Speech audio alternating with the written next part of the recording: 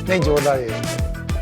जैसे कि गज्जू मेरे हस्बैंड हैं, तो एक एथलीट और कोच की अंडरस्टैंडिंग 100% हो जाती है वहाँ पे। एक होता है कि 3 घंटे के लिए कोच होता है, वो ग्राउंड पे ट्रेनिंग करा के चला जाता है और वो मुझे कहीं पे भी नहीं बख्शता है, चाहे वो घर हो चाहे ग्राउंड हो। बाई चांस मैंने कुछ छोले भटूरे जैसा कुछ खा लिया घर पे तो वो दिक्कत हो जाती है कि अगला सेशन कैसे लगाओगी तुम, ये सब खाती हो, ये गंदी चीज़ें खाती हो। तो जब मैं ट्रैक पे आता हूँ ना, तो मैं भूल जाता हूँ कि ये मेरी वाइफ है।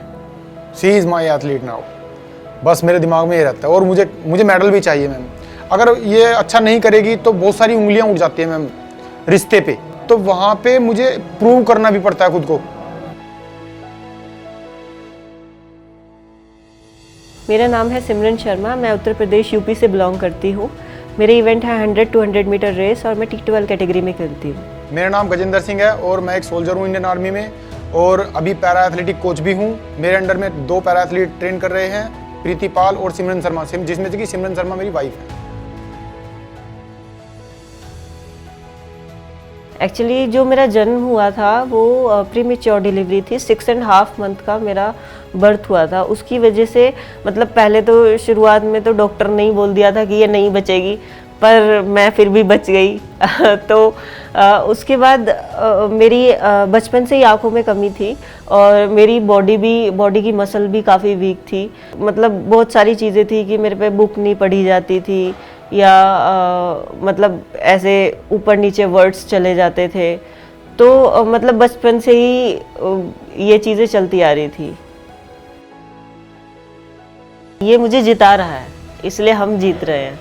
अगर शायद मैं अकेली होती, आपको पता ही है कि हमारा इंडियन कल्चर कैसा है लड़कियों को लेके। मैं ये नहीं बोल रही कि सब जगह सेम है, पर मैं गांव से हूँ तो मैंने बहुत सारी चीज़ें देखी हैं अपने बचपन से लेके। तो अगर आपको कोई सपोर्ट कर रहा है तो आप उसकी सपोर्ट से ज़्यादा आप उसको पैम्परिंग करो, क्योंकि मुझे लगता है आदमियों को भी पैम्परिंग की ज़रूरत होती है और वो आपको फिर दुगना सपोर्ट करेंगे। विमेन पावर के पीछे एक मैन पावर है। ऐसा है नहीं कि मैं उसको यहाँ तक लेके आ गया, ऐसा नहीं है। उसने कुछ किया है, अपने आप को प्रूव किया है, तभी वो यहाँ पे है आज। मैंने अब जैसे कोई भी चीज़ चल रही है, वो भाग रही है, तो उसको जरा सा अगर हम पीछे से पुश कर देंगे तो उसको थोड़ा सा सपोर्ट मिलेगा और वो उसकी रफ्तार दुगनी हो जाएगी। रास्ते में कितने सारे गड्ढे आते हैं, आपको उनको पार करना है। Because I am a soldier of Indian army, हम घुटने नहीं टेकते और प्रूव करते हैं कोई भी चीज़ को, मेहनत करते हैं उस चीज़ के लिए।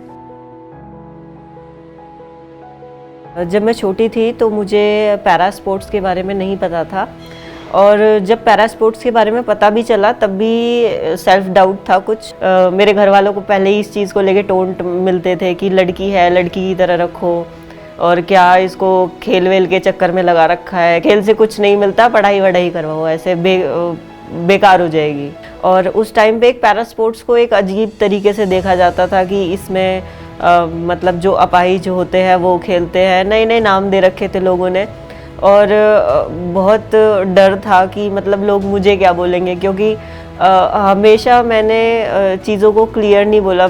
स्कूल में भी कई बार ऐसे हुआ कि मैं बहुत बार मेरी इस चीज़ को लेके पिटाई हुई। मेरे को रीडिंग करने के लिए खड़ा कर देती थी मैडम, मेरे पे पढ़ा नहीं जाता था।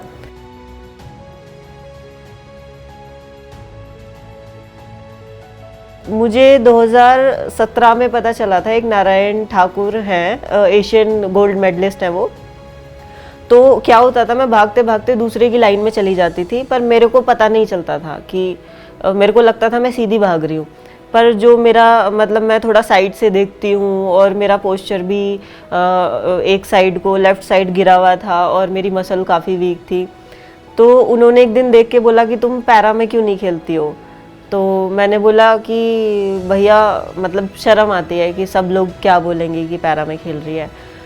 तो फिर उसके बाद हमने थोड़े दिन उसको होल्ड पे रख दिया, क्योंकि अलग अलग लोग बात कर रहे थे। फिर हमने 2019 में उन्होंने हमसे दोबारा बोला कि देखो दुनिया का कुछ नहीं है, पर तुम खेलो, अगर तुम्हारे अंदर कुछ कमी है तो उसको अपनी ताकत बनाओ।